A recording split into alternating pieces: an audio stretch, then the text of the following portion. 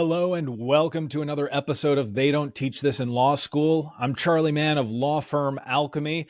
I am just thrilled to be talking with my guest today, someone I've known for several years and someone who I just generally jive with philosophically, our perspectives on the world. And I don't even want to give away any of it because I'm sure we're going to get into it during our discussion. But someone who I think brings a lot of really interesting concepts to the forefront of the work that he does. And again, I don't want to spoil any of it here, but someone who's combining like a philosopher's mind with an interest in modern science as well. He runs his criminal defense firm up in Massachusetts. Nate Amendola Defense, the man, the myth, the legend. Nate Amendola, welcome to the show, buddy. Wow, Charlie, thanks a lot, man. That is an awesome intro. That was really cool. Thank you. I'm genuinely honored to be here. This is a real treat. I agree with everything you just said. You and I jive on so many different levels. I think I've been thinking about this, wondering when you were going to invite me. And so it finally happened. And I'm excited about this, man. Thank you. Yeah. Me too. So Nate, you know the question's coming. What's the one thing they don't teach you in law school? Okay, so I'm going to answer it like this. Let's start with what they teach you, I think, and then I'll get to your answer. All right. The obvious thing, Charlie, is in law school they teach you the law, right? Like sort of the black letter law. And I think the other thing that they teach you that many folks don't really think about, but is definitely happening, is they teach you how to learn, right? Because that's really important to the practice of law. But that's exactly what they don't teach you. They don't teach you the practice of law, how to actually practice law. And more specifically, I don't think they teach you how to practice law on a really high successful level. So okay. Tell me more about that. Yeah. Well, by the way, I'm not a law school hater. I had a great law school experience. I think, as a professional school, I think they're doing it right. But one of the things I think that they miss, and maybe on purpose, is you do have these clinical experiences. The first 2 years usually are your doctrinal classes, right? Like your big classes. And then your third year, you're sort of like an externship or an internship or clinical experience, which is supposed to sort of get you ready for the practice, right? But it can't, because there's so much going on, right? Right. So it's so difficult.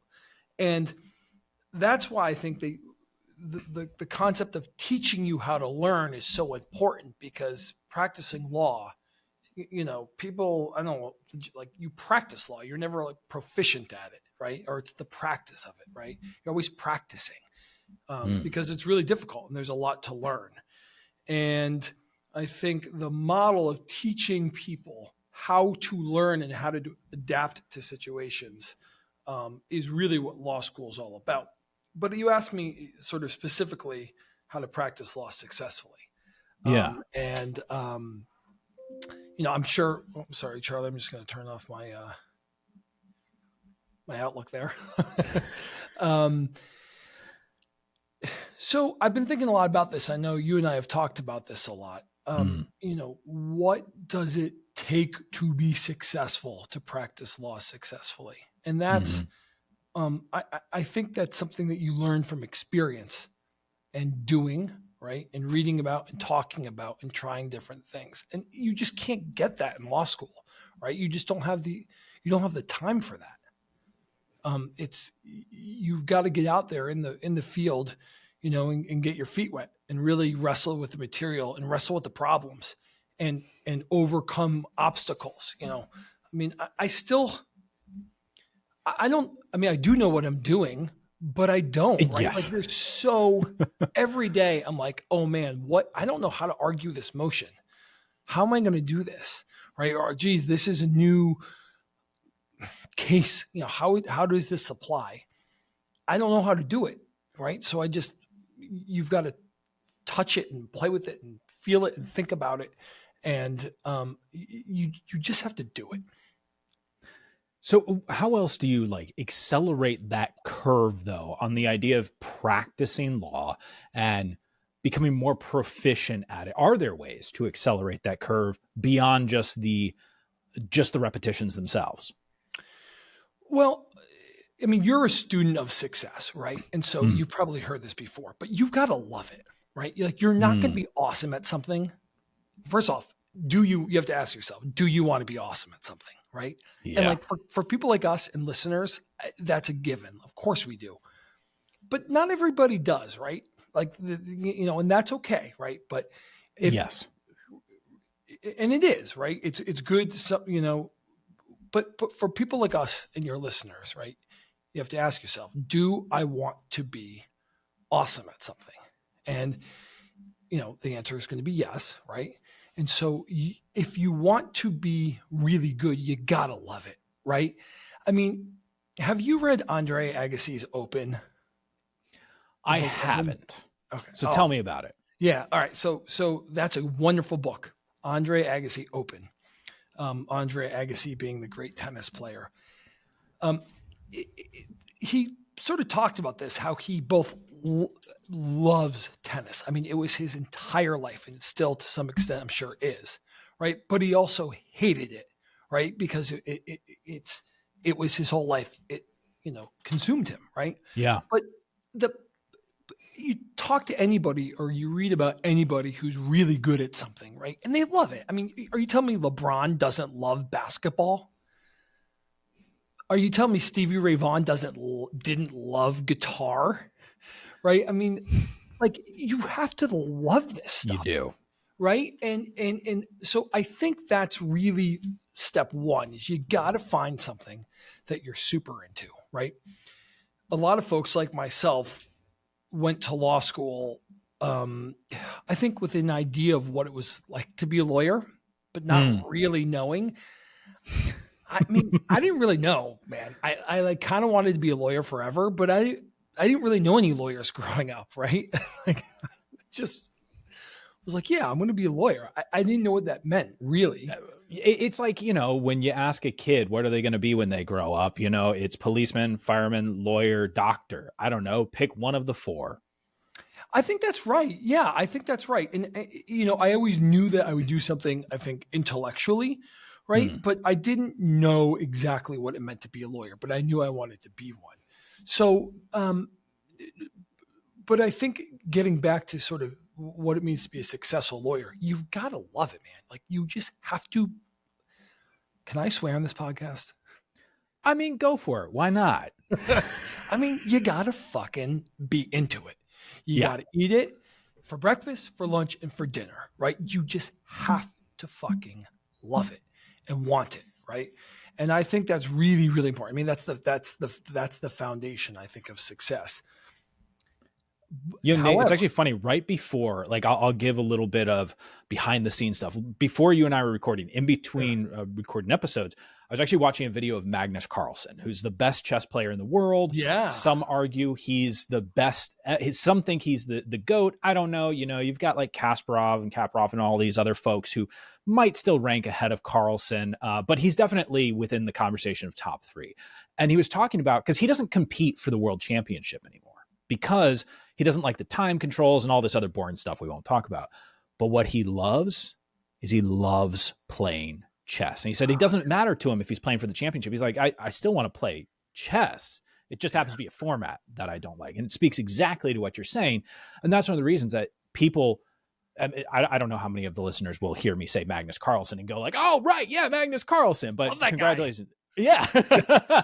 Congratulations. You've been introduced to the name of the guy who is the best chess player in the world. You have that in your trivia pocket going forward, but he loves it. You just have to love it, right? And it doesn't necessarily mean that you love being a lawyer. I mean, frankly, I do love it. Like, I'm having a great time. This is fun for me. But there's so many different components to it, right? Like, it's not just the law, right? And being the law, or knowing the law, and winning.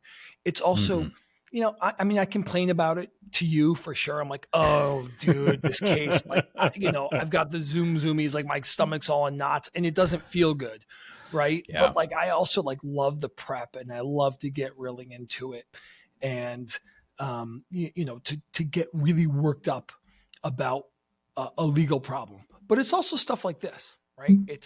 It's talking to folks like you about sort of the tech of law, which I'm not really a tech guy, but marketing, right? Because I mean, at least in my business, criminal defense, you've got to be a marketer, right? I'm a businessman Mhm. and I'm a lawyer. Like I've got to wear both of those hats. And that's really difficult, right? To do both of those things really well. And I talk about how much I love this and how into it I am. Breakfast, lunch, and dinner. Yeah. But on the flip side of that, and I really believe this is important, and no doubt you'll agree with me, I think you got to rest too. Oh yeah. You know, like I love doing stuff outside of the law. Like obviously, right? Like I have a different. I'm like, oh, you've got to eat, sleep, and drink the law, or what you do, and that's true, right? But you've got to do other things that turn your brain to a different side of things, so that you can let the law brain sort of relax and like cogitate behind the scenes, so to speak. You know what I So mean? how do you do that? What does rest, recharge, etc. look like for Nate? Yeah, that's a great question. I think about that a lot because I like to recharge and I like to rest. I find that the more I work at myself, and my family, the better I feel and the better I do. Hmm. So the way,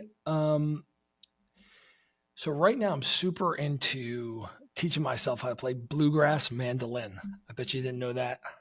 No, I didn't. But I briefly taught myself a little bit of mandolin and banjo. Oh, really? Yeah. Okay, cool instruments, man. Yeah, Yeah. it's really cool. So I'm super into that right now. It's funny. I think if you go to my childhood home, my parents are going to love this story, I'm sure. My parents still live in the house that I was raised in. Hmm. And if you go up to my window in my bedroom, it's covered in stickers, right? Oh, From my childhood. I'm a kid of like the 90s, basically. I'm 40, so I grew up in like the late 90s, high school. And on my window, there's pictures or stickers of the Grateful Dead, right? And I still love them. I'm a big Deadhead. I still love the Grateful Dead. you and Andrew Ayers could bond over that. He loves the Grateful Dead. Okay, well, I mean, Yeah. best rock band ever. But there's stickers of Rock Shocks. Remember that from like the bikes, like the Rock Shocks front suspension system, Oh my word. and like old school stuff, and Patagonia stickers, and Oh, music stickers, and outdoor stickers, and all these brands. That as I look at my life, like at one time or another, I was super into, fly. I mean, I've always been really into fly fishing, right? But mm. super into it. So all these fly fishing brands. And then I'll step back for a couple of years and I'll get super into music. And then I'll step back and I'll get super into some other activity. But my point is, if you look at that window, over an arc of, I don't know, like at least 25 years, all those same activities, with the exception of biking, I don't bike anymore, but I Fair come enough. back to all of those things, and at one time or another. And I think it's really important to cultivate that love for something else too, right? So I rest and recuperate and recharge by doing, playing music or listening to music or, fishing. I'm really into uh, looking for Native American artifacts on the surface and plowed fields. Have we talked about this? Really? Yeah. No, that's really interesting. Yeah. I'm super into it. Hmm. I Huh, love it. you're the first person I've heard, mention that as like we'll call it a hobby or an interest or something. I love it, man. It's just really cool. I think it's so cool to be out looking for this stuff and then to actually find something that, the last human that touched this item, 500, 2,500, 3,000 years ago. These things are, by the way, still all over the place. Wow. Yeah. Yeah. So I love doing that stuff. Right. And when I'm doing that stuff, I'm usually out by myself. And maybe I'm thinking about a case without really knowing about it, right? And it's processing in the back of my mind. And it's really relaxing for me. And it just lets things sort of gel in the background. So that's a type of activity that not every attorney, much less a law firm owner, is making time for, is the exploration of the new, or the very deliberate, we'll say, sort of slower paced activity, like searching through a field, which to me, I think about the simultaneously the Zen state, but also a degree of intensity of observation that goes with that. Is this something you've always built into your life, or have you had to like make it part of your life? Oh, there's no doubt I've had to make this part of my life. Okay. Yeah. I mean, I think I've always had this. I get really down the rabbit hole on something, right? Like, and I know you're like that too. Like, Oh yeah. I know you love building leather goods and, Yep. I think carpentry too, right? Yep. And I want to do metalworking as well. It's an endless cycle. Yeah, exactly. So you know, right? And so I've always had this. I can just get like, if something sticks with me, I cannot get enough of it. But at the same time, I've had to cultivate. I mean, it's a blessing and a curse, because you can get taken off in all these different directions, right? Yeah. We only have so much time. That's our most valuable resource. Yeah. But I've definitely had to cultivate it for sure. I credit that to my wife, really, because she helped me really understand and appreciate the value of, working hard, kicking ass, right? But then just like sitting back, right? And relaxing and doing things that you love and taking time off to do things that help you recharge.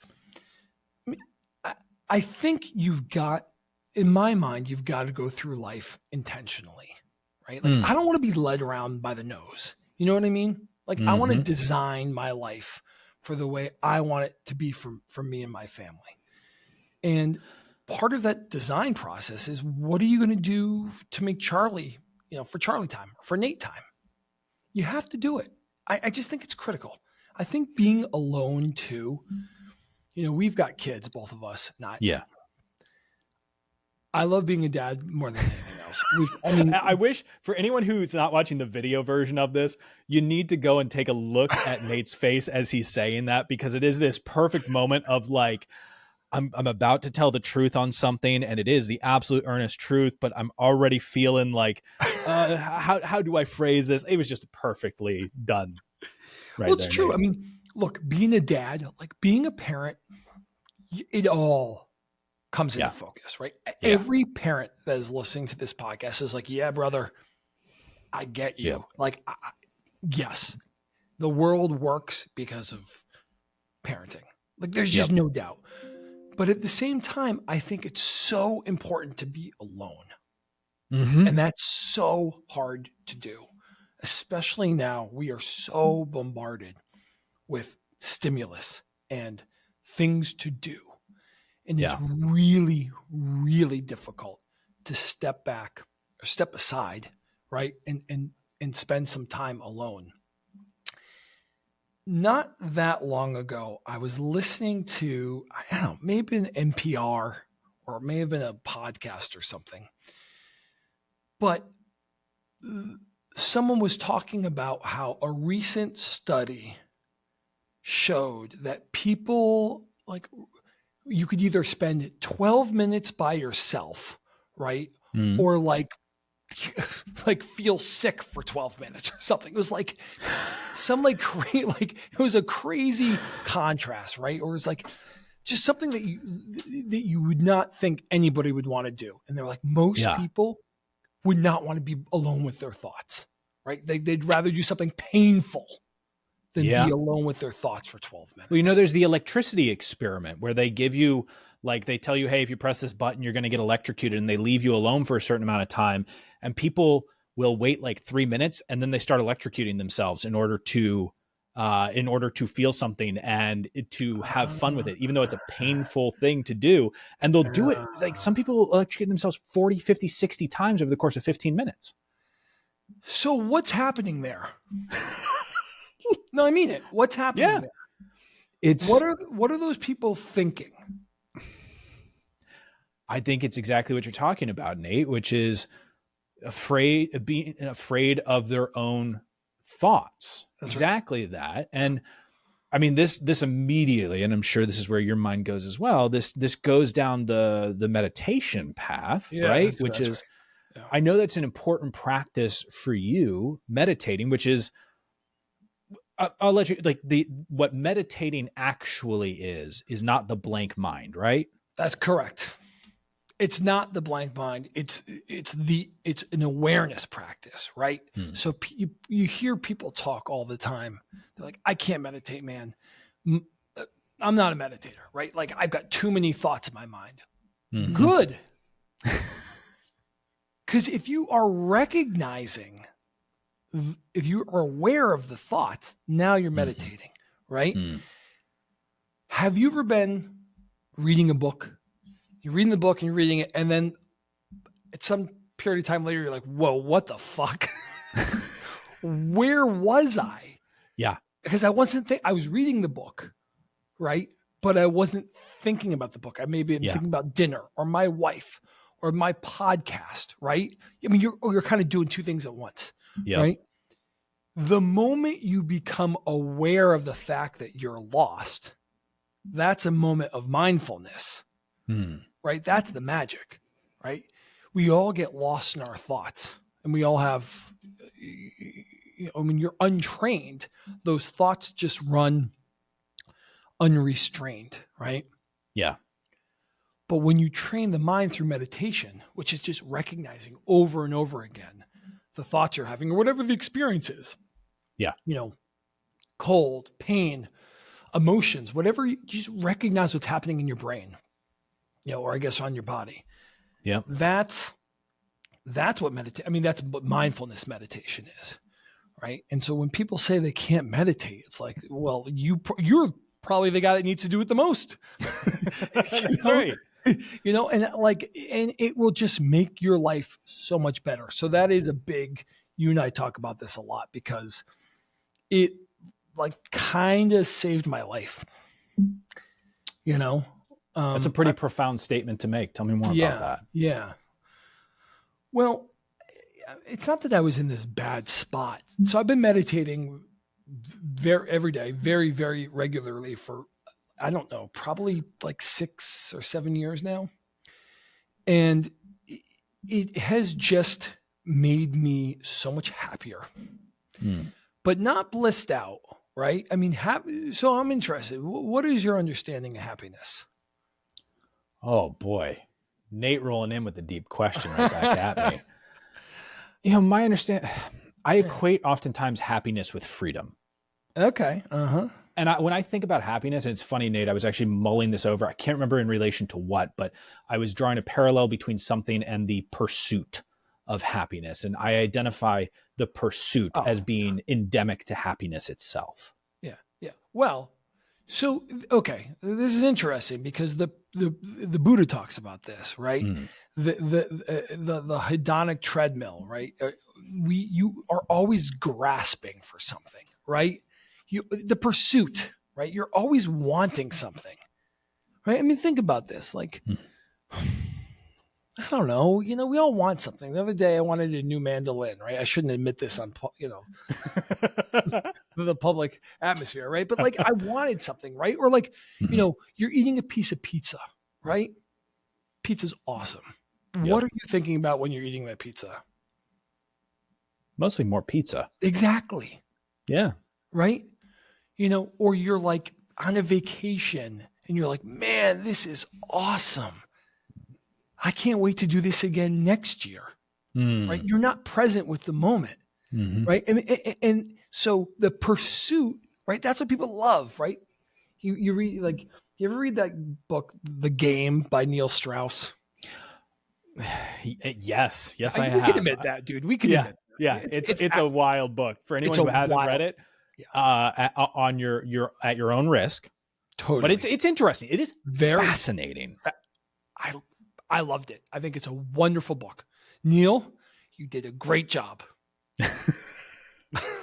Yeah. But he talks about that, man. The game, it's the chase. Yeah. It's the pursuit, right? We all love that. You know, and then when you get it, when you get the thing you're looking for, you're like, okay, I want more. Yeah. Oh, absolutely. And that to me is an important acknowledgement there. And I'll say that when I use the term pursuit in this case, there is a recognition of it is never actually achieved. So for me, the pursuit of happiness is really, like, I can say, it's weird. I'm equating pursuit with presence, but I suppose what it is I never assume that I am entitled to happiness. No one is going to give me happiness. It is for me to make up my own mind about that state of mind. Yeah. Yeah. No, I think that's right. I think that's right. And to me, I think what meditation and Stoic philosophy, those two things are, I mean, we could go deep on this, but what you realize is, happiness isn't about getting what you want, right? It's about being okay with what is, right? Like, oh man, this moment is awesome. I just won this case. My little boy just came up and, daddy gave me a hug and a kiss, right? Or, I got invited to this podcast or got a big check, whatever it is, right? That everybody can agree that that's a happy moment, a moment of elation and joy, right? Yes. But that, I hope every brother and sister has as many moments of that in their life as they possibly can. But guess what? It's not going to all be like that, man. All of us, even me and you, we all have problems. Something's going to suck at some point today, right? Yeah. And I think happiness is about being, equanimous with what's happening, right? So this moment is awesome, sweet. This moment fucking sucks. I got to be okay with that. It's going to pass because everything does, all right? Sometimes that's right. Sometimes not as quick as we want. Right? Oh, yeah. But everything passes. I mean, everything, you see this in meditation. You actually get to experience this. Everything is impermanent, right? One moment just flows into the next. And these bad moments just end up going away. They might last a lot longer than you want, but I promise you it will go away. Yeah. Right. And so I think happiness is about relating to the good and the bad and to be content really with what's happening, no matter what. I think we could read about this. And I do. I know you do. I think we all should. But there is really, you have to train yourself to experience that. Right.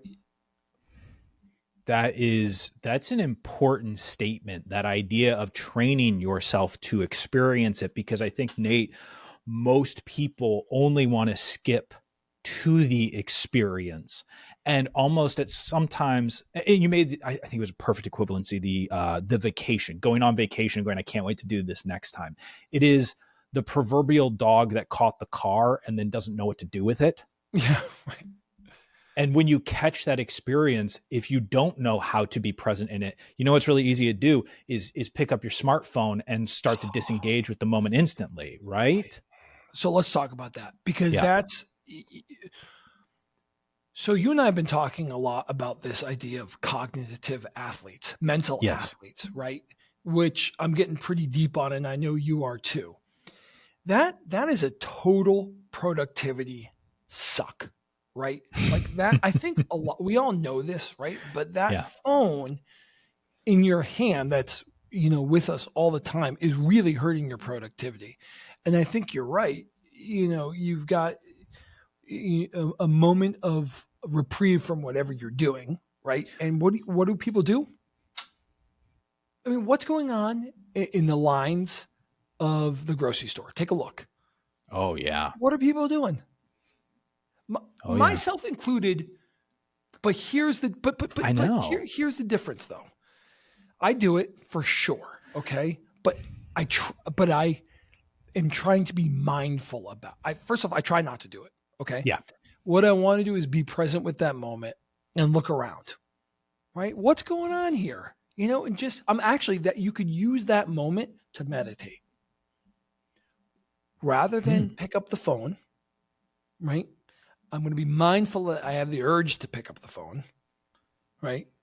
Now we're cooking with gas because I haven't just grabbed it, right? I'm being mindful. Right. Okay, I want this thing. Or if it's already in my hand, I realize I've looked at it. Oh, okay. Be mindful about what you're doing here. Exactly. That's right. All right. Put it away. All right. I can spend the next 120 seconds doing nothing but watching my thoughts. People just had a panic attack at you mentioning that. You understand that, right? Yeah, and I get it, man. We're all conditioned like that. I definitely suffer from this. We all do. Yeah. Oh, right? Yeah. We're two guilty parties talking about this. Guilty, man. I'll defend you, though. Appreciate it. Guilty, right? But it's you can use moments like that to be mindful and to meditate, right? Mm-hmm. And that will reap benefits for you because your brain is a muscle. I mean, there's just no doubt about it, right? And if you are exercising your brain, right, you're just going to get stronger, right? And you're going to be more resilient. I mean, really, back to the happiness. What is this about? Resiliency.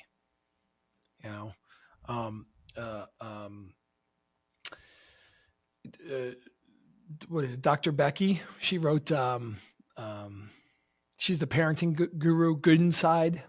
That sounds familiar. Yeah. Ryan Holiday, who I'm a big fan of. Love Ryan Holiday. He does a great, he does a great daily email. By the way, do you get the Daily Dad, right? Yes. All right. You had recommended it to me back in, I don't even remember when, like late 2019 or something like that. Yeah, that sounds about right. Yeah. So he does the Daily Dad and the Daily Stoic, right? Two great, easy, quick, everyday morning reads. But he talks about Dr. Becky and Good Inside a lot and how, it's about raising kids that are resilient, right? Because resiliency is really the quality you want to have. So I think that's what meditation trains you to do, right? It trains you to be resilient. And that's just going to help you perform better at whatever you do, particularly in our space or my space, right? Like where I'm this sort of like cognitive athlete, right? Where you've got to be really, and I don't mean intelligent, right? I mean, I think we are all born with, a certain level of native intelligence that you are smart enough, but you just like we're all born, generally speaking, right? There's some variation, but strength, right? Yes. How do you get stronger? Literally, how do you get stronger? You go into my garage gym and you lift weights. Yeah. Hard. Yes. Right? When you get stronger, you feel better, right? Yep. And you perform better, right? In everything. Right? I mean, it's the same thing with you have to condition your brain the same way. You've got to condition yourself and your brain to function at a higher level. And there are a lot of different ways to do that, I think. But I think I was going to ask you, like, what do you do to train your brain? Yeah. All right. So meditation. Let's talk about foundational stuff. Yeah. Sleep is foundational, right? So sleep, meditation, and exercise. All right. All of those things directly relate to your brain function. Sleep is the most important. I've been talking a little bit about this in my newsletters and the one coming out today, maybe today or tomorrow. But what I've been doing for sleep is try not to have any caffeine 10 hours before I go to bed. So the 10-3-2-1 rule. 10-3-2-1. I might have to write this down. No caffeine. No limited caffeine 10 hours before bed. Okay. So no caffeine 10 hours before bed. So you see people, myself included, sometimes, but not a lot now, drinking Diet Coke, at dinner. bring this back to the mindfulness, if you just think about this when you're about to order, oh, I should not have that Diet Coke. I'm being mindful of the fact that I'm ordering it. No, so limited caffeine 10 hours before you go to bed. Mm-hmm. No food, or I should say, stop eating 3 hours before you go to bed. This I didn't know you were going to talk about this, but I will chime in and say that type of rule, which depending on schedule, I try and make it at least 2 hours before bed that I stop eating. That quietly had one of the most profound impacts on my sleep when all I did was get rid of the extra maybe 200 calories of a snack that I would have when my wife and I would sit down after the girls went to bed. That 200 calorie snack quietly was killing my sleep. I don't know the science behind it. Andrew Huberman talks about this. By the way, none of these ideas are original. Okay. And we're okay with that. But yep. And again, this is what's great about this stuff. You just try this out for yourself. You did it. I'm telling you, this shit works. Because you did it. Right. Yeah. So I don't know how it works, but it does. So no food 3 hours before bed, whatever, 2-3 hours. All right. So 10, 3, 2. So 2 is limiting, no screen time, basically. No blue light 2 hours before bed. There's a tricky one for many of us, myself included. Difficult. You got to set your alarm with your phone. You want to watch TV. I don't do any. I watch TV for sure, not a ton, but I watch it. But as a general rule, I don't want to be looking at a screen. I want to dim the lights. Huberman talks a lot about light, especially in the morning. We could talk about that if you'd like, in the morning stuff, but try to dim the lights. This makes a big difference with my kids too.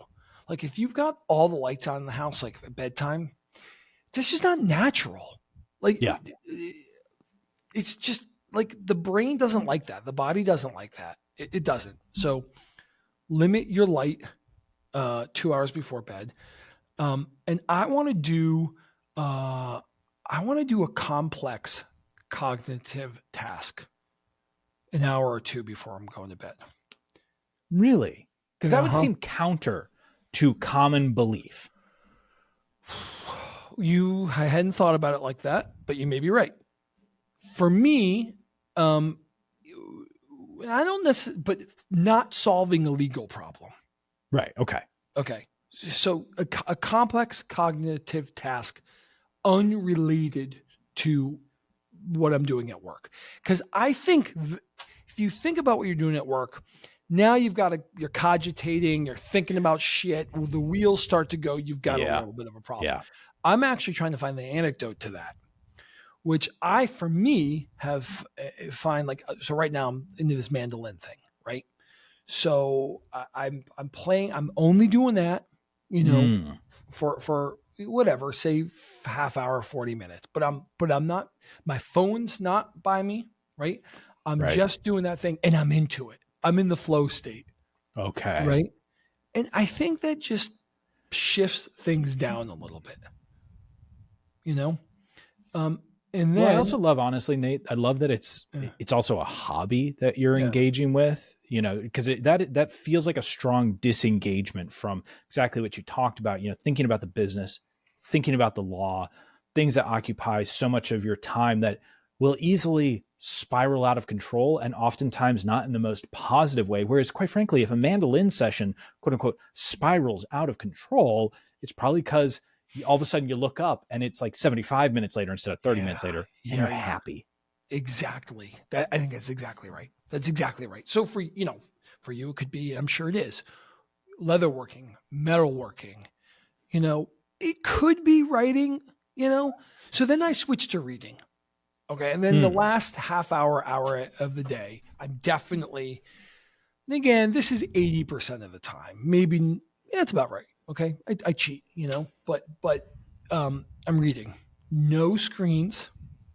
I want to be reading. It doesn't really matter. I'm reading The Sun right now. Yeah. Oh God, you haven't read The Sun? Have you heard of that? SON. No, the first place that my brain goes is oh shoot, I can't remember the author, but Fathers and Sons. It's not Tolstoy. I don't think it's Dostoevsky. Turgenev. That's who it is. That's a phenomenal book. But The Son, no, I don't know it off the top of my head. Oh man, the same author that wrote American Rust. This is embarrassing. His name is, oh my goodness, I'm talking about being a cognitive athlete. I can't remember the guy's name. That's okay. God. Oh boy, Philip. I'm embarrassed, Charlie, but it doesn't matter. That's okay. Absolutely one of the best books I've read in the last couple of years. The Son, unbelievably good. So I'm reading that, but in any event, I'll read that. And I do take melatonin. Okay. Yeah. How often do you take melatonin? I didn't expect this to be a confessional. But I promise I wasn't baiting you. No, dude, I gave you the assist. So listen, I got a habit, man. Yeah. I take it more often than not, probably every night, which is a problem. Okay. I think the research on melatonin is my understanding of the literature, and the data is that it's probably not great for us. Interesting. Even though I think it's endogenously produced, yes. by some events, but I think exogenous melatonin, at least at a sort of frequent level, is not good. Huberman talks about magnesium, which doesn't work for me. Works for my wife. I haven't tried it yet. I will use melatonin. It's funny. I was just messaging with someone about this. I use melatonin every maybe month or so. I'll use it for a couple of nights to help reset a deep sleep cycle. It doesn't really help me get to sleep, but it helps the depth of sleep that I get. It kind of resets my REM cycle a little bit, and I will then experience better sleep for the next couple of weeks, and then it starts to erode, and then I might come back to it. That seems a little bit more healthy. I know the magnesium is apparently safe. Not that melatonin's unsafe, but sure. The magnesium and L-theanine, I think. I know that. I think that's what folks are suggesting is really the way to good sleep. It has not been the magnesium's like the opposite for me, man. It lights me up. I'm like, yeah. So here's a wild thing. My father, if he takes a Sudafed, it acts as a stimulant for him rather than putting him to sleep. Well, isn't that Sudafed's a stimulant, right? Wait, sorry. What am I thinking of? No, the allergy medication. What's the allergy medication that'll put Benadryl? If he takes Benadryl, it's a stimulant for him. He actually will use it if he has to drive late into the night. That's definitely unusual. Yes. So but hey, everyone's body chemistry is weird. Totally. So I take that before I go to bed. I use a nightshade for my eyes, and that helps me get to bed. Yeah, I sleep pretty good. I'm also up. Okay, so would you like to hear about my morning boot up? Please do. All right. Man, we're here. Let's talk. Great. All right. So that I'm sleeping pretty good. All right. There are definitely, if I've eaten, right, or had caffeine, or I'm really amped up, which doesn't happen a lot. I mean, I'm sleeping pretty good. Okay. Yeah.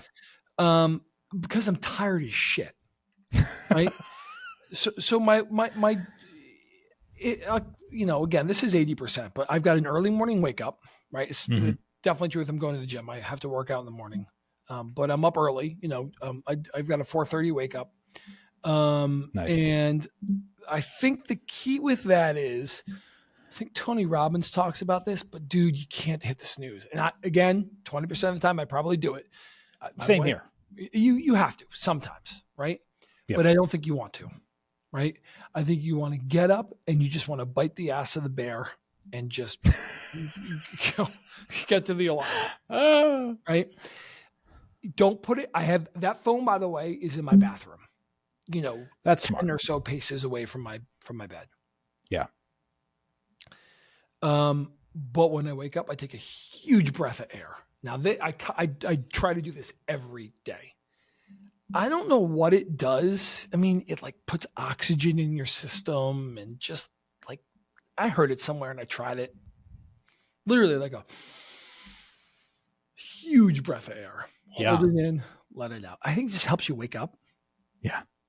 You shallow breathe through the whole, like your breathing is very slow through the night. People might be astonished at their respiratory rate while they're sleeping. Yeah, dude, sleep is, what is going on? Like dreams? We're bad at it. As a society, honestly, we're bad at sleep. Even as much as we talk about sleep, it's something we have a hard time wrestling with. And what's so fascinating to me, Nate, is the way for many of us to get better sleep is by oftentimes having to test different variables and consistently, and this is the weird part, consistently experiment and re-experiment with our sleep in order to find something new that works for us. It's almost like we have a driving need to find either an actual scientific impact on our sleep or to jump to the next placebo effect on our sleep. Like we're giving ourselves permission to sleep well. Yeah. Well, look, man, it's just a different world out there now. We're just not meant for this artificial light. I mean, so getting light first thing in the morning into your eyes, into your retinas, not cell phone light, ultra UV, whatever the UV light into your eyes, does something. I have heard and experienced, it increases, I don't know, I think maybe cortisol, right? It increases cortisol in a good way, I think. And it boosts your testosterone. For men, your testosterone levels are highest in the morning. But you get that light first thing in the morning. And here's what I think is interesting. And dude, I'm telling you, this works. It resets your internal clock. I listened to this great podcast. I'll send it to you about sleep, right? And this guy's talking about this. He's like, you wake up in the morning, you get sunlight in your eyes, and it stores up the melatonin or gets it ready for release, right? 12 to 14 hours later. So everything you do has got a little impact on what happens next. So I get up and I try not to snooze, but I do sometimes, right? Try not to. 80% of the time, try not to. And I go down and you're on the athletic greens thing, right?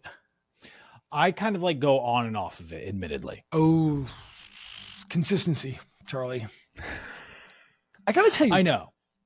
Part of it is also sometimes I'm trying to focus more on a total water fast at times. And so that's oftentimes why I'm not doing athletic greens, and I won't bore with the behind the scenes details on it. Well, this is interesting because I forgot in my 10-3-2-1 thing. No, you want to titrate off water 2 hours before you go to bed. That's what it was. No water 2 hours before bed. Yes. Okay. Yes. Are you doing that?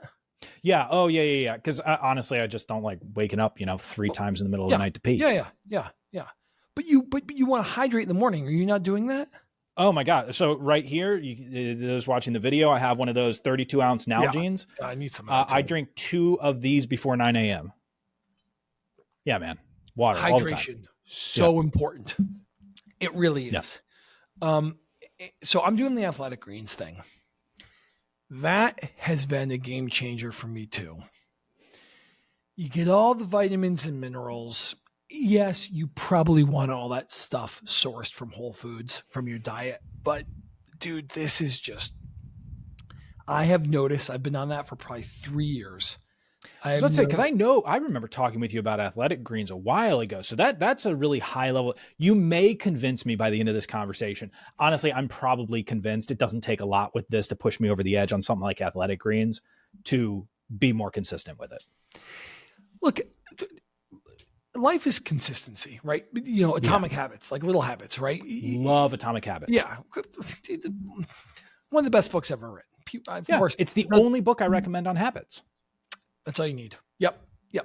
And habits are so important, right? Yeah. I mean, that's what we're talking about right now. Are these are all habits. Okay. These things all sucked for a while. I just do them now, right? Yep. Like 4:30 is heinous, but now I'm just like, and now I love it, dude. I love it. Yeah. Because it's quiet. Okay, right. So I drink my athletic greens every day. Got to do that. I'm taking fish oil. Fish oil, yeah. I don't, and dude, I'm telling you, this stuff works. Like this actually helps. I'm doing fish oil and Tonkat Ali and Fedosia Agrisha. I've butchered that, but I know what you're talking about. Yeah. so I'm doing that in the morning. Right when I wake up. Then, because you want to take the athletic greens on an empty stomach. Yes. Then I'm going in and I'm meditating. So now it's maybe 4:45, 4:50. I would love to do a half hour every day. I can't. I just don't. It's just the gym I go to is 5:30 in the morning. Travel times and all that stuff. It's just not going to work. Yep. So I'm looking to get 20. Got to get that garage gym going, Nate. So I know, dude, I love the group setting, the community. Okay, that's fair. That's fair. And I've been working with this trainer who's just awesome. Oh, that's great. Yeah. Yeah. And so I see him a couple days a week and I do these like group classes. It's just, I love the whole thing. Right. That's exactly right. And everyone's got to do the thing that they love. If you hate the idea of like waking up and going into a cold garage at, 5:15 in the morning, don't do it. Find the place that you want to go to. Yeah. Yeah. And my wife would be like, she'd want me to do something like I gotta leave, so that's sort of that's my boot up sequence. Hard at this time to get light early in the morning. Yes. Right. But I think you really, and I do it, cause I got the meditation timer.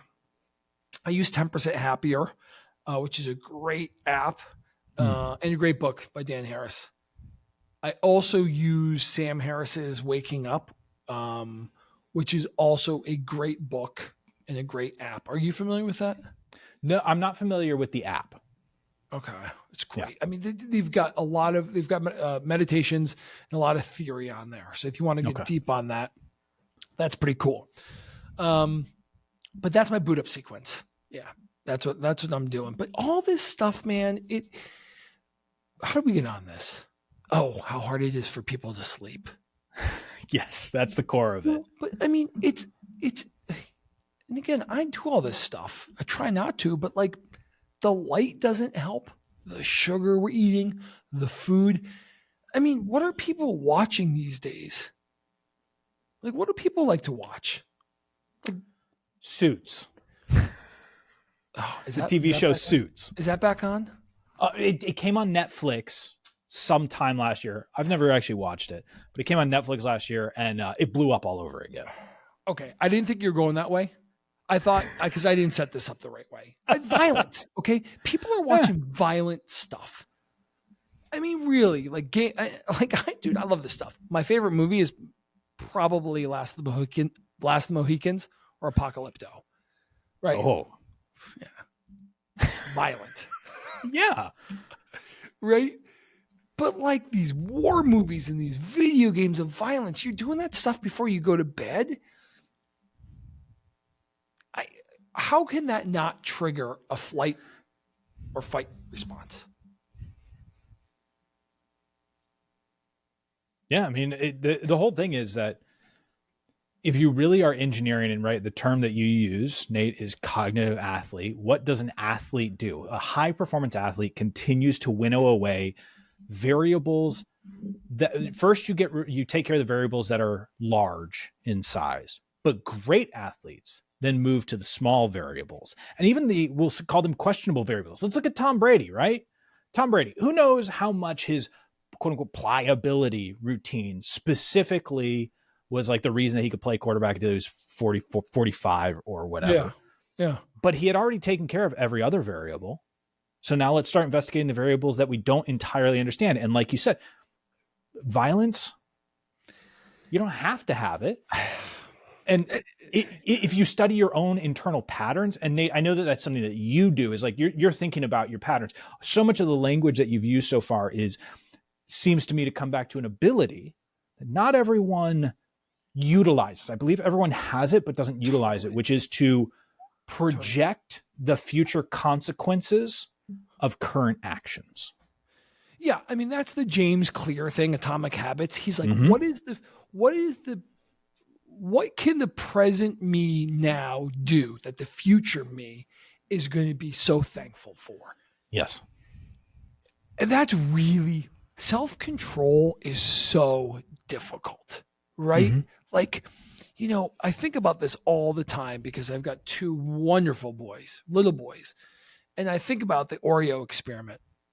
Um, like, I'm going to goof this up, but basically the research is like, look, if you put a 5-year-old in the room, right, and you're like, look, you can have this one Oreo now, right, or give it to me and wait 10 minutes and you can have 2 Oreos in 10 minutes, right? That, roughly. Yeah. What the data showed and the research showed is that the individuals who could delay gratification and exercise self-control and say, all right, 5-year-olds, whatever the word, I want this Oreo, but I'm going to wait 10 minutes and have 10 minutes. Those people performed much better in life, right? Like higher SAT scores, better colleges, probably better marriages, higher incomes, whatever, right? Mm-hmm. So it starts young, right? But that stuff, man, self-discipline is so important. Yeah. But so difficult. It's so easy to fall off the wagon on self-discipline, isn't it? That's one of the most dangerous parts about it.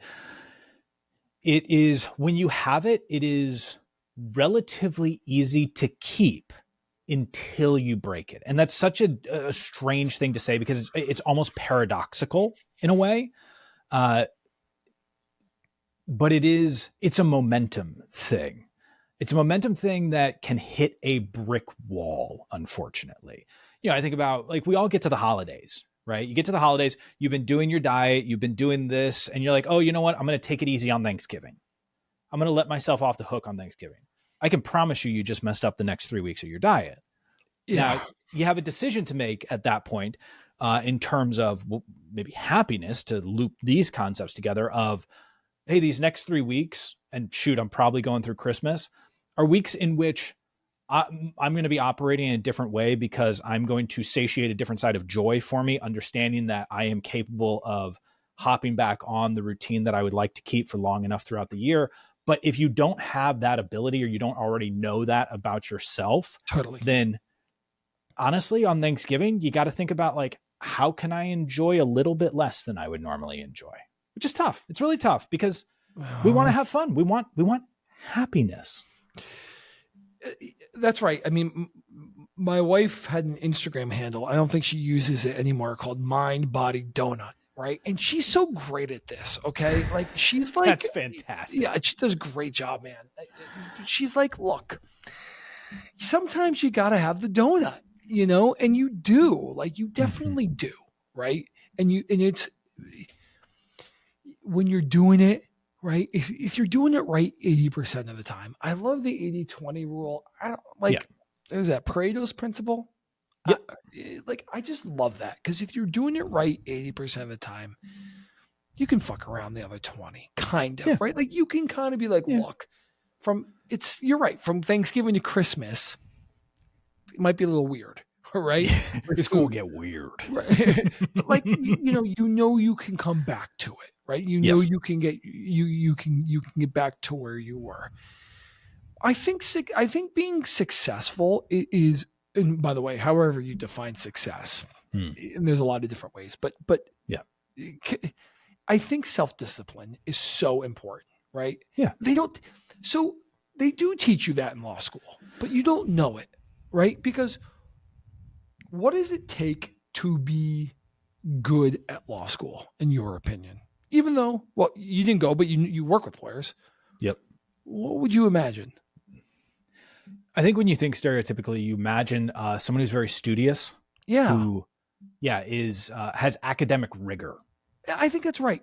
Yeah. Notice you didn't say intelligence, right? I mean, Yeah. there's It helps, okay. but it's You, not you it. need that, like you need that. Okay, a certain baseline level of intellect. Okay, Mm-hmm. and I'm not being self-deprecating. I am reasonably intelligent, but not super smart. But I just fucking work.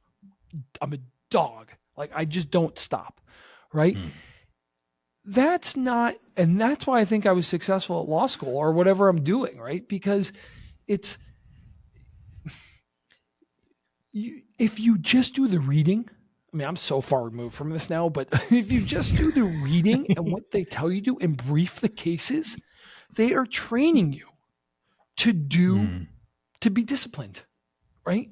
I mean, I remember, when I was in law school, I graduated in 2012. So from 9 to 12, everybody, I think people still do this, but GChat, is that still a thing? Google Chat. Yes, it is. Google Chat still exists.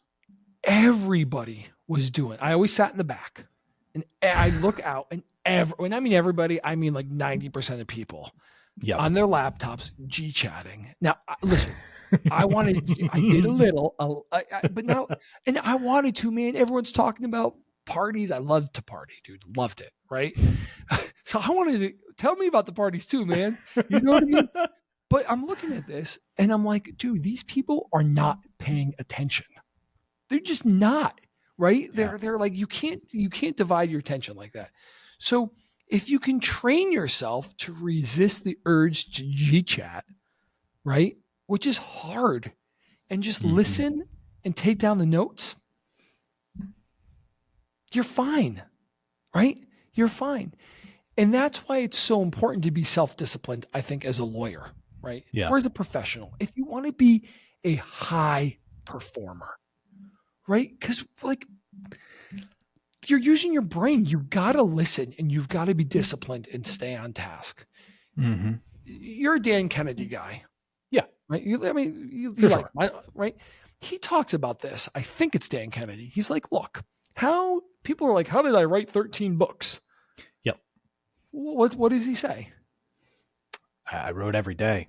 Yeah. I blocked off the time. I did it. It wasn't a question of whether or not I was doing it. I just did it. That's right. I woke up. I think it's him. I talk about this, or I'm sorry, Dan talks about this. I woke up at 6:30 and I'd write from, or whatever, 6 to 6:30 every day. Right. Yeah. All, Seinfeld talks about the same thing. How he would write Stephen a joke King. a day. I'm sorry. Stephen King as well. Yeah, exactly. Right. Yep. Although the other day I read, I love cocaine helped Stephen King quite a bit, but What's that? Cocaine helped him out in the earlier years too. Right. And he was talking about, yes. And he was talking about, I read recently, he was like, I don't remember writing. Is it Cujo? Or no, what's the dog one? He's like, I don't remember Cujo. because I was drunk. But you just have to do a little every day, right? Yeah. And you have to be disciplined. That, I think, is if you want to be a high performer in the cognitive space, you got to be disciplined. It sucks. Discipline equals freedom. That's Jocko Willink, right? Yes. The easiest way to have discipline, though, of course, is how do you engineer your environment? Like if we were to keep Nutella, I love talking about Nutella because it's my all-time, I would, oh God, I always joke that I'm like, if you give me a jar of Nutella, I'm going to be like Pooh Bear. I'm going to sit in a corner and just scoop that stuff out with my hands. It's going to be a mess. Oh yeah. So you know what we will never have in my house is a jar of Nutella. Just don't get it. Yeah. Make it easier. Yeah. If you need to wake up, like you putting the phone 10 paces away from you, that'll make it a little bit easier. You have to get external in order to make the internal easy. I think that's right. And that's hard for people who are in partnerships because you have somebody else, that may love Nutella and that can regulate their Nutella intake. Yep. Right. And so you have to negotiate that with your person or yourself. Right. Yeah. All this stuff takes a lot of work, right? It is not easy. right? I mean, nobody, and you have to think about this. I mean, here's something I'm struggling with right now since we're going through therapy, Mm, me and you, therapying each other. there Like, we go. so food is delicious and important, right? Yes. Like you can't, it's fuel, right? Like garbage in, garbage out. That should Yep. be obvious to everybody. Like your body is an engine. Yep. And if you're feeding it with bad fuel, you're not going to get high output. Yep. But good fuel is expensive and a pain in the ass. Yeah. Yeah. I don't have time. And I know you're going to fight me on this, and I'll let you. Right? But cooking for me is not going to work. I get too hungry. I'm too aggressive. I start eating things as I'm cooking, and I don't want to, right? Like I don't like it. I don't like it. So food's tough for me because, I did this. My gym had this amazing nutritional program, and guys, you did a great job. This is not you. I sucked at it because it involves meal prep, and before prep, you've got to you have to think about what you're doing, what you're going to make. Yeah. Dude, it's just not going to work with me. I ate McDonald's twice the first week. Oh, brutal I'm admitting and that, beautiful admission. They don't know that, but it's true. So I the food stuff is very difficult because I don't have the time, I could make the time, but I don't want to. But you have to find a solution, right, to that, right? Yeah. So you got meal prep services? Exactly. So I asked my friend, I said, Anthony, listen, it's important to me to eat 250 grams of protein a day. I'm a big guy. How am I going to get that? Because I've been going to Whole Foods and getting pre-cooked steaks. There you go. I'm serious. He's like, I believe you. He's like, you got to get Mega Fit meals. So I've been getting Mega Fit meals they're great. They do a great job. They come shipped in dry ice. They're pre-cooked. I think fresh. They're delicious. Each of them is 50 grams of protein. So I just do that. Right? But it's your environment. You've got to adapt to this stuff. And you've got to think about it. I mean, it's so easy to go out and get a sandwich. They're delicious. Right? And just I'm lucky. I actually have a deep distaste for sandwiches. You don't like sandwiches? There's, I don't know when it happened, Nate, but I became distraught over 2 slices of bread. I'll eat them when I'm out, when we stay down at the beach, there's a deli that I will get sandwiches from because it's the only place to get food. But sandwiches are just not really what drives me in life. Wow. You were the first person I've met that doesn't love sandwiches. So interesting. Yeah. See, I mean, some people just don't like sandwiches. Yeah. Okay. So what you're saying. What are you fueling yourself with? Oh, it depends on what day it is, right? On a good day, when I'm going for the snacks, I'm grabbing the carrots and hummus. But if we're being realistic, on most days, I'm going to sneak one of the bars that we put in our kids' lunches. That's what it is. It's a granola bar for me. That's the quiet killer for me. What kind of granola bars? Depends. Quaker Chewies? We rarely ever have those. They have these Cliff Z bars, which are Cliff bars designed for kids. Yeah. They're actually, I think they're kind of, we'll call them healthier than the adult version, which are just chock full of sugar. It's terrible. But yeah, that's my vice. Sugar? Sugar can be a big spiral for me. Yeah. So I have to be very careful with it. That is one of those things that if I'm dancing with that, it can go downhill very fast. It's actually why, and this year I'm going to try and do my longest stretch of it, which will be 30 days of no added sugar.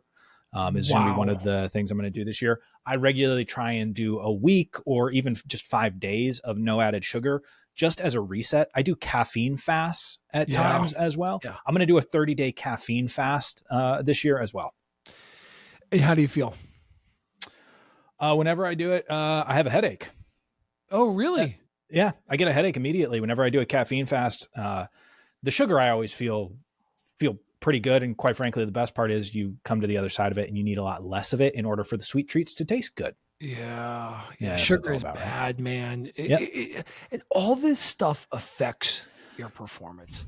I mean, Mhm. we talk about athletes, right? I mean, I think I was reading somewhere or heard that LeBron loves cookies, right? Mm. And he's like, I can't eat cookies anymore. I mean, that's how I'm looking at things now, Yeah. right? Like, I want to be awesome at what I do, right? I want to Mhm. be, and who knows what the psychological motivation behind that is, but I get deep satisfaction out of mastery. I mean, everybody does, right? Right, or Yeah. at least trying to achieve mastery. Yes. And I think if you want to get there, it's about saying no, right? A lot more than saying yes. And there are, I think if us brain workers are modeling ourselves after athletes, right? Mhm. I think that's a good paradigm for success. You have to be. I Yeah. mean, if you're properly hydrated, I mean, here's something I don't quite understand. There's a great podcast called For the Defense. Don't know it. Oh, it's so good. David Oscar Marcus. Okay. Um, it's for lawyers. Well, great, because this is a lawyer podcast. He does, and what he does is he interviews. It's primarily white collar criminal defense lawyers, Mhm.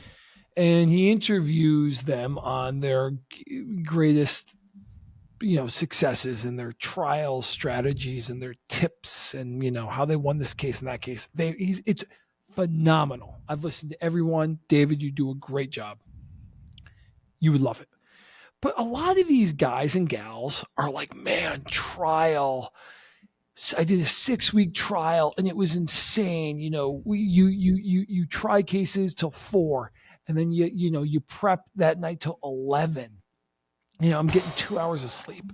I'm like, dude, I've never had a 6-week trial. Okay, so but like that to me is the wrong approach. How can you go in the next day and be a warrior, right? And just crushing if you've been eating, God knows what, and sleeping 2 hours a day or 3 hours a day. Adrenaline. That's the Okay. only thing I got here. Okay. Right? You're living on adrenaline. Oh, Yeah. actually, you know what? I'll share something interesting on the junk food front that relates to this. All right. So Matt Fraser, who is the 5-time CrossFit Games champion, he would look around. He looked around at a lot of athletes who would be in between. They do a ton of like events, right? These exercises, these high intensity, real challenges. Yeah. And in between the events, people are trying to refuel and everything. He said he would look around and he would see all these people who are eating like fresh chicken and broccoli and all this other stuff. He had learned from Olympians and other high performance athletes. What he would actually consume between events would be a Snickers bar and a Coca-Cola. Yeah.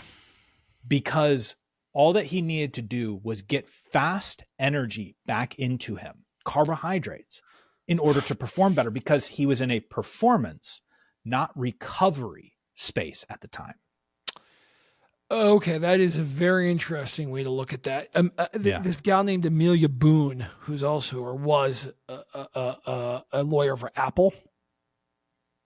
I recognize that name. Yeah, she was on Tim Ferriss. This is a couple years ago. I think she's like an ultra marathoner or something, or like a desert runner. But she talks about Pop-Tarts. So this is interesting because you're right. I'm like, oh, you got to fuel your body with good shit. But like the little hack to that is, well, no, well, you do, but like I just need this boost of sugar, right? I think but in this setting, I think, at least for me, it's different, right?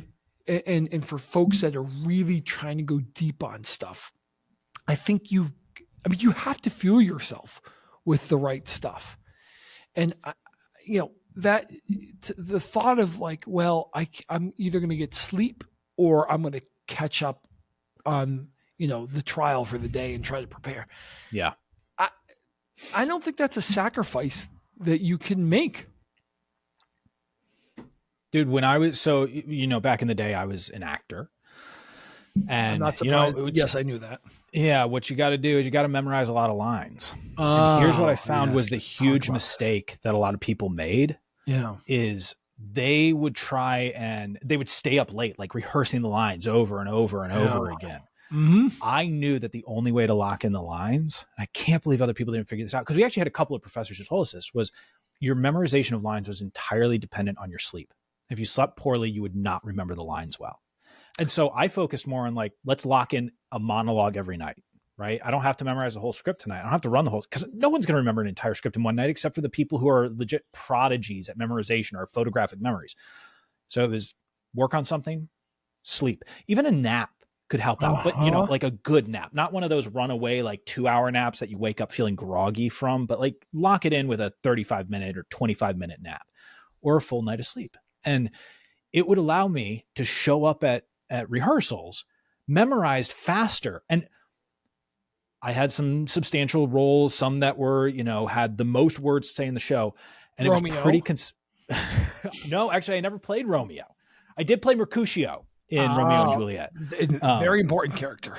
Yes. Eventually I stopped being interested in lead roles altogether. But when I was learning some of the big parts, I took pride in the fact that I would show up fully memorized off book before people who had maybe 1/10 of the number of lines of me, because I had a cycle to memorize the words. And it was sleep. Sleep, foundation. Yeah. It's just so important. So sleep, nutrition. We were talking about foundation. Sleep is a foundation. Yeah. Nutrition is a foundation. Yeah. Exercise. Now all the research is coming out. Now again, this is all for cognitive athletes, right? Like us, right? That the mind-body connection is very strong. So if you have a strong and resilient body, you're going to your brain is just going to work quicker, right? And be more resilient and faster. And I find that for me, the harder I work out in the gym, right? And the better I eat, I'm just better in court, right? Like I'm just, and like I am noticeably better to myself, and I think to everybody else. Like it's just right. And it's not that I'm smarter. And again, I'm not being self-deprecating here, because I don't think that's what this is, right? It's just conditioning. I mean, you do have to have some native talent in whatever endeavor you pursue, I think, for excellence. But I think so much of it can be cultivated. Talking about cultivation in memorization, because that's a big part of what lawyers do, specifically trial lawyers or litigators. So I'm working on this a lot right now, and I've been thinking about this a lot, because you go into court and you see, a lot of lawyers sort of holding a piece of paper, looking down, making their oral argument, looking down for the facts. Ooh. Well, I know. I mean, I get it. Exactly. I mean, Charlie, I do it too. Well, yeah, I'm trying not to. Yeah. Right. But when you can stand up there, so I got this from F. Lee Bailey, who's interesting. He's dead, but he's a guy who was awesome, right? But you read about F. Lee Bailey and a philanderer and a drunk, right? And I hope I'm not being too harsh there, but think about how good he could have been, or how much better he could have been if he, wasn't smoking cigarettes, and drinking every night on trial, right? I mean, I think there's some accusation that he was showing up a little intoxicated, but in any event, he talks about how important it is when you get up to cross-examine a witness, right? So, I think F. Lee Bailey had a native ability that I don't, and many people don't. But F. Lee Bailey is famous for going up to cross-examine witnesses with no notes whatsoever. And he'd have these hours-long cross-examinations with no notes. And he'd say things like, we didn't, refresh a recollection or impeach them with saying, well, on page 256, line 13 through 17 of your transcript, you said X, Y, Z. And people are like, think about what that does to a jury or a judge when you're up there saying stuff like that. They're like, holy, this person has got a hold of the facts and themselves. Even if you maybe, you don't want to make shit up, but even if you've like goofed up the line a little bit. Yep. So I've been working a lot and thinking a lot about memorization. And your secret was sleep. Yeah. Right. Practice right before sleep. Practice before sleep. Yeah. Okay. So I'm working on this memory palace concept. Very familiar with it. Yes. Yeah. Okay. It's hard. Oh yeah. Yeah. No, it's actually very difficult. I've attempted it.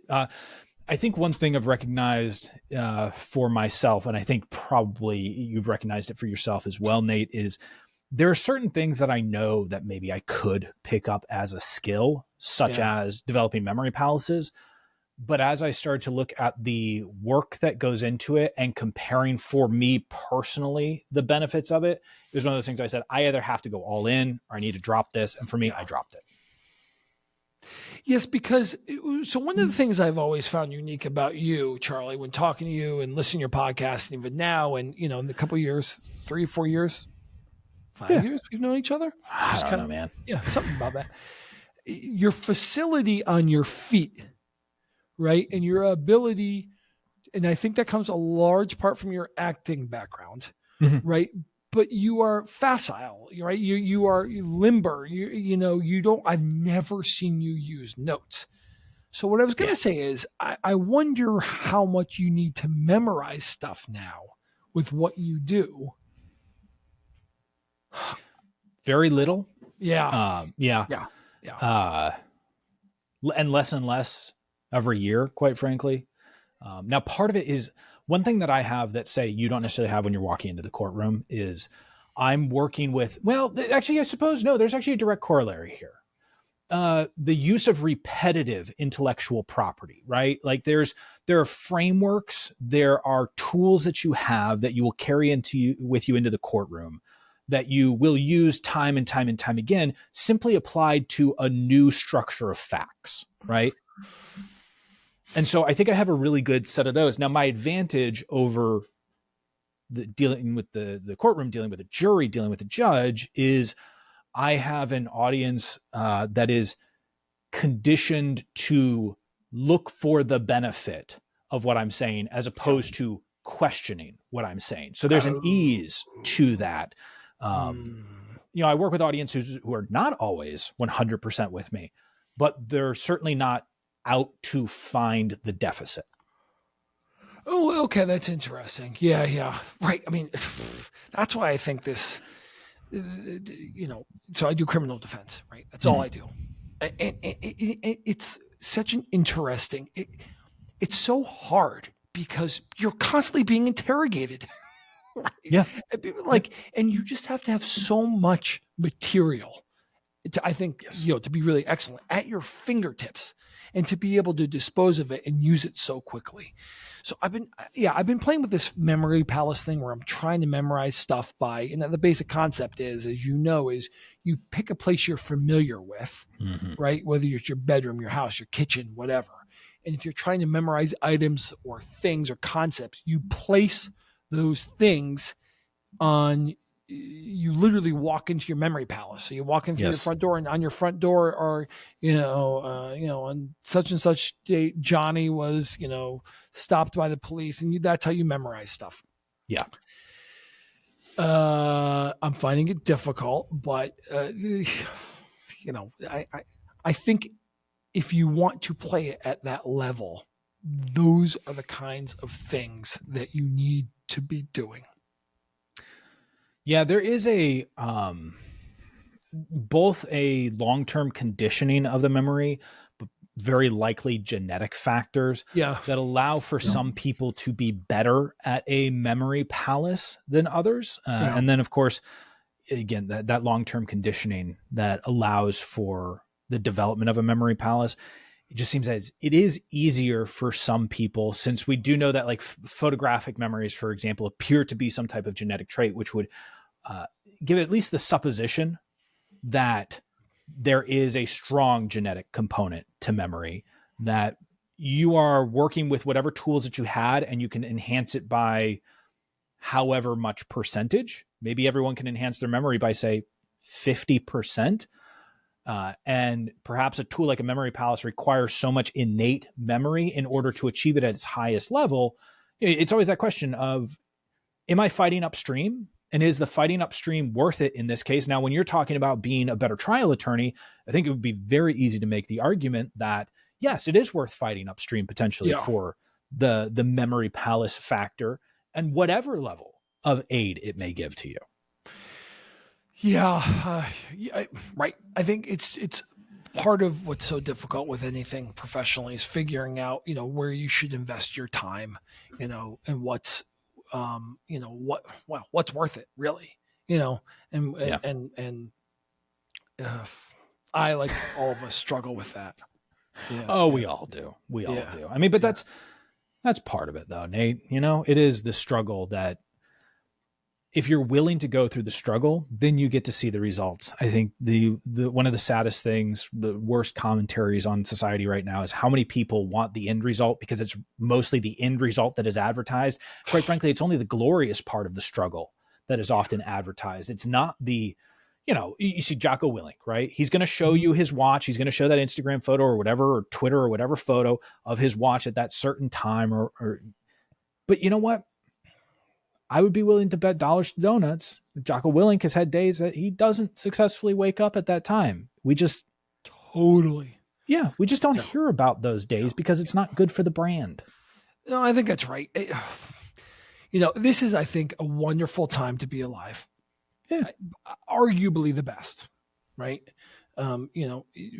People live better now than you live. Charlie Mann lives better than the richest man in Babylon did, right? You have a better life now. You literally have a better life than Abe Lincoln, arguably. Yeah. Not arguably. I don't think there's a dispute about that, right? Significantly less risk. For sure. But it's so difficult now. You and I talk about this. There's so much going on with social media and cell phones and just, there's a lot happening, and I think it's very difficult and challenging for people, myself included, to cut through the noise and live, a simpler life. Yeah, which is just, I think, one of the principles of Stoicism: just live life according to nature, live a simple life. You talk about Ryan Holiday again talks about this a lot, and so do all the Stoics. But simple diet, simple clothes, simple lifestyle. I think about this because, every day I'm complaining in my head about something. Every day, okay? Yeah. No, literally, like it's all day long, right? And I'm just like, dude, you got what you need. You've got healthy kids, a roof over your head, great career, a wife. Like you just go simple, and maybe to bring this back to where I started, and actually we started with what don't you learn in law school? But I was talking about The Son, which is just an excellent book. But what I think is so interesting, without giving much away, is I think the book is about the one of the character, Eli McCullough. He was kidnapped by a band of Comanche Native Americans, and then adopted. They made a show out of this. I was about to say, there's something familiar about what you're saying. Yeah. Oh, dude, it's so good. It's so good. But and so the story follows the arc of his life and then the generations after it. And I think so much of this is how he, sort of bemoans or loved the simple, or certainly the more natural lives of the Native Americans. And then he gets reintegrated into society and he's just like, what the fuck? Yeah. right? It's a wonderful time to be alive, It is. but difficult. And on that existential crisis, Mm-hmm. we'll transition to the last little question of the show. But before we do that, Nate, if people want to connect with you, learn more about you, where should we send them? Oh, wow. Thank you. We've got a website that we're pretty proud of. It's my business name is Nate Amendola Defense. If you Google that, that will come up. But the website is amendolallc.com. But if you go on the website, we're really proud of that. Do a great job. You can sign up for my newsletter. I do a newsletter that I like. I'm going to start a pretty a LinkedIn persona campaign. I'm not super active on the socials. You and I have been talking about this. Yeah. Definitely not Instagram or Facebook, but I think I'm going to change that because I got a couple things to say. So, LinkedIn soon, Nate Amendola, and the website. Yeah. Awesome, man. All right. Last question for you. Okay. And we might know the answer to the first one of it, which is, what are you reading, watching, and listening to these days? Oh, okay. Well, we talked about The Sun and Good Inside. Those are the two books I'm reading right now, which I love. They're both great. I am, you know what, dude? I'm not watching anything. Sweet. Yeah. I did watch a series. I think it was called The Unexplained on Netflix, or part something. It's a 10-part series with this guy named Graham Hancock, who's people call him a pseudoscientist. I think I don't like that, and I know he doesn't either. And he explores ancient archaeology and ancient cultures and tries to link everything together. So I did watch that maybe a month ago, but I'm not really watching much. Yep. And what I am listening to, I'm super into bluegrass right now. There's awesome. There's a song called Wildfire by Watch House that I love. Listen to the live version. It's a beautiful song. I'm listening to several podcasts, yours, of course. Do you know Modern Wisdom, Chris Williamson? No, I don't know that one. Oh, Modern Wisdom. He's doing a great job. I listen to that. I listen to Huberman's podcast. I listen to Tim Ferriss. And I listen to Sam Harris. That's what I'm doing right now. Yeah. Awesome, man. Well, Nate, I appreciate the conversation, the wisdom, the insight, the back and forth, all of it that we've had here today. Yeah. And I look forward to doing it again with you, my friend. Me too, Charlie. Yeah. Thank you very much for having me on. I'm sorry we went way over. I think that is a good sign. I'm happy with it. I'm happy with it. All right. Well, yes. You're the more inside baseball stuff. You're the final record of the day, and it just happened to be on a day where there's nothing backed up against it, and this conversation's going. So I like a good conversation. Me too. Well, thanks for letting me flow. I appreciate that. Yeah, man. I knew you'd we had to. I warned everyone that we jive. That's the thing. No, this is fun. Listen, man, thank you. Anytime you want to talk, Charlie, I'd love to talk. Absolutely. And we will see you all in the next episode of They Don't Teach This in Law School. Thank you, brother. Take care.